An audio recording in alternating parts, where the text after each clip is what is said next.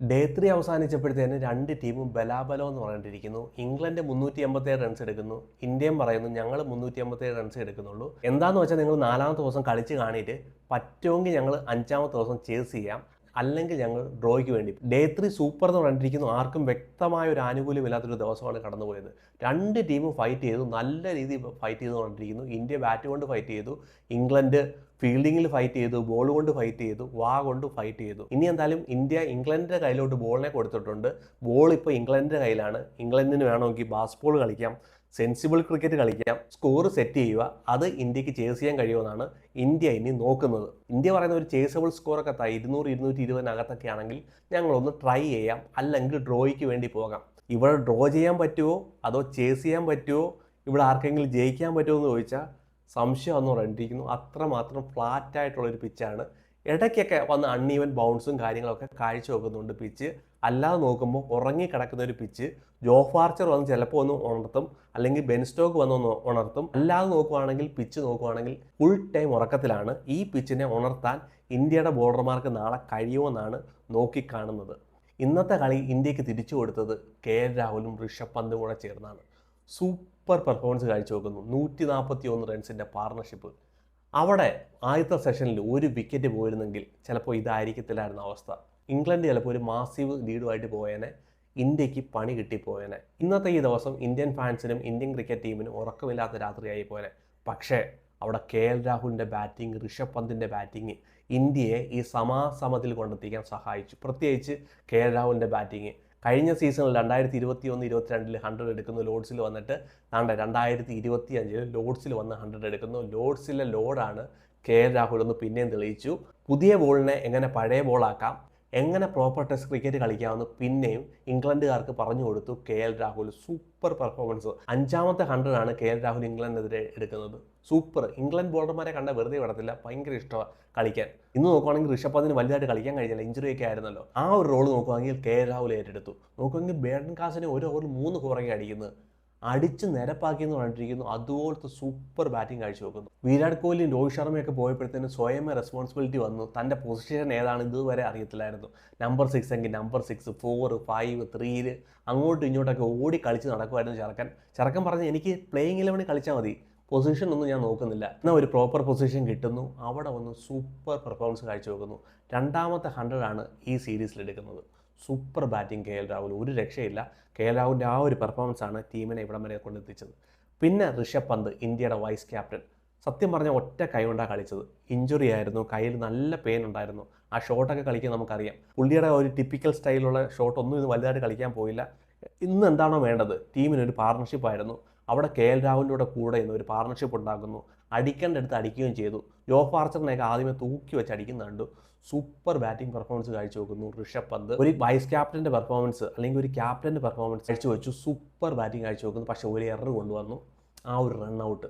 ആ റൺഔട്ടിൽ ഇന്ത്യക്ക് സംഭവിച്ചത് എന്താണെന്ന് അറിയാമോ? ഒരു 40 റൺസിൻ്റെ 60 റൺസിൻ്റെ ലീഡ് ഇന്ത്യക്ക് കുറഞ്ഞു പോയി. അവിടെ നോക്കുവാണെങ്കിൽ ബെൻ സ്റ്റോക്കിൻ്റെ കയ്യിൽ ഒരു രീതിയിലുള്ള ഉത്തരവില്ലായിരുന്നു ഇവരുടെ പാർട്ണർഷിപ്പ് പൊട്ടിക്കാൻ വേണ്ടി.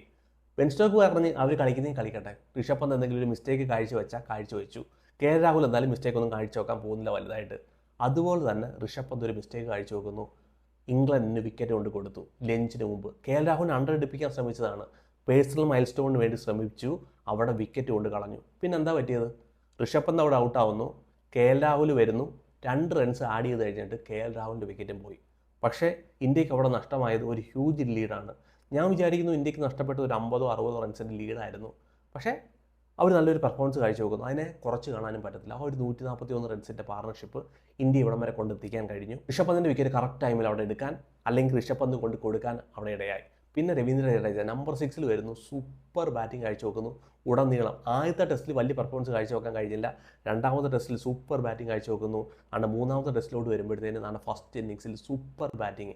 അവിടെ രവീന്ദ്ര ജഡേജയുടെ ഒരു പാർട്ണർഷിപ്പ് അത്യാവശ്യമായിരുന്നു. അവിടെ നിതീഷ് കുമാർ റെഡ്ഡിയുമായിട്ട് ചേർന്ന് ഒരു പാർട്ണർഷിപ്പ് ഉണ്ടാക്കുന്നു, സുന്ദറുമായിട്ട് ചേർന്ന് ഒരു പാർട്ണർഷിപ്പ് ഉണ്ടാക്കുന്നു. സൂപ്പർ ബാറ്റിംഗ് കാഴ്ചവെക്കുന്നു. അവിടെ നിതീഷ് കുമാർ റെഡ്ഡിയും രവീന്ദ്ര ജഡേജയും കൂടെ ചേർന്ന് ജോഫ് ആർച്ചറിനെയൊക്കെ സൂപ്പറായിട്ട് ഹാൻഡിൽ ചെയ്ത്, നിതീഷ് കുമാർ റെഡ്ഡി ആയാലും സൂപ്പറായിട്ട് അവിടെ ബാറ്റ് ചെയ്തു. സുന്ദർ ആയാലും അവിടെ ഒരു പാർട്ണർഷിപ്പ് കാഴ്ചവെക്കുന്നു. സുന്ദറിനെ നമുക്കറിയാം, ഒരു 40 റൺസ് എടുക്കാൻ സുന്ദറിന് കഴിയും. ഒരു 100 റൺസിൻ്റെ പാർട്ണർഷിപ്പ് ആരുമായിട്ടെങ്കിലും ചേർന്ന് ഉണ്ടാക്കാൻ സുന്ദറിന് കഴിയും. ആ ഒരു പെർഫോമൻസ് സുന്ദറും രവീന്ദ്ര ജഡേജയും നിതീഷ് കുമാർ റെഡ്ഡിയും കൂടെ ചേർന്ന് കാഴ്ചവെക്കുന്നു. ഇന്ത്യയെ ഈ ഒരു ടോട്ടലിലേക്ക് 387 കൊണ്ടെത്തിക്കാൻ ഇവരുടെ എല്ലാം ഈ ചെറിയ ചെറിയ ക്യാമിയോ ഇന്നിങ്സിനായി. പിന്നെ രവീന്ദ്ര ജഡേജയ്ക്ക് ഒരു 100 നഷ്ടപ്പെട്ടു പോയി, ഒരു അൺലക്കി എന്ന് പറഞ്ഞിട്ടിരിക്കുന്നു. എന്നാൽ എൻ്റെ ഒരു കൺസേൺ അതല്ല. രവീന്ദ്ര ജഡേജ ഔട്ട് ആവുന്നു 113ാമത്തെ ഓവറിൽ, ഇന്ത്യൻ ടീം ഓൾ ഔട്ട് ആവുന്നത് 119ാമത്തെ ഓവറിലാണ്. രവീന്ദ്ര ജഡേജ ഔട്ടായിട്ട് ഇന്ത്യൻ ടീം നേടിയത് കേവലം 11 റൺസ്. സുന്ദർ അവിടെ നിൽപ്പുണ്ട്. എന്തുകൊണ്ട് ഒരു അറ്റാക്കിംഗ് റോളിലോട്ട് പോയില്ല എന്നുള്ളത് എനിക്കൊരു കൺസേൺ ആണ്.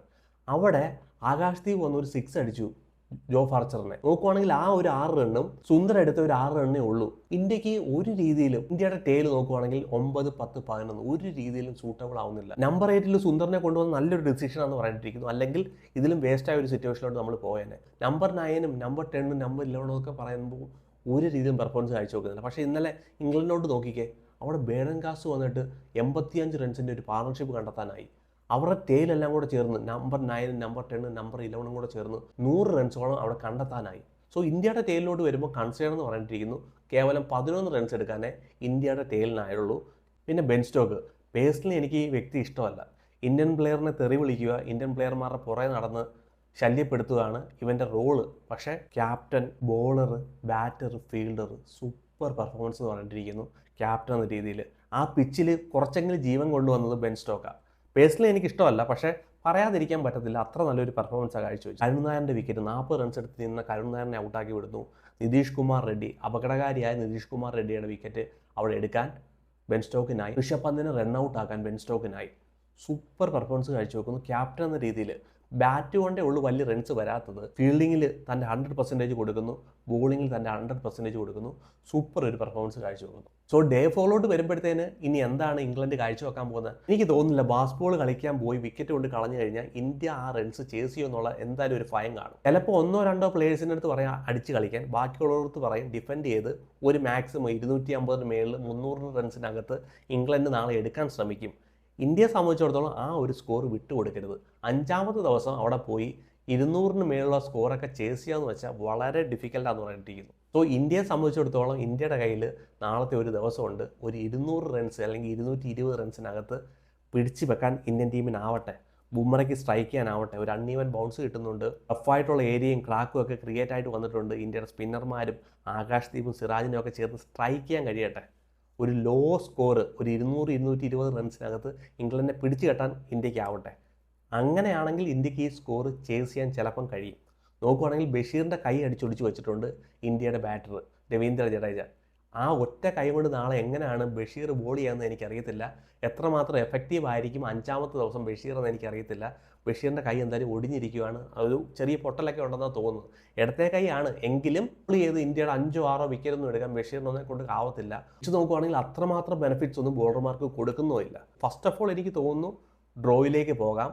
അല്ല എങ്കിൽ ഇതിലേതെങ്കിലും ഒരു ടീമിന് ജയിച്ച് കയറാം. നാളത്തെ ദിവസം 5ാമത്തെ ദിവസം വളരെ ഇൻട്രസ്റ്റിംഗ് ആയിരിക്കും. നമുക്ക് നോക്കി കാണാം എന്താണ് സംഭവിക്കാൻ പോകുന്നത്.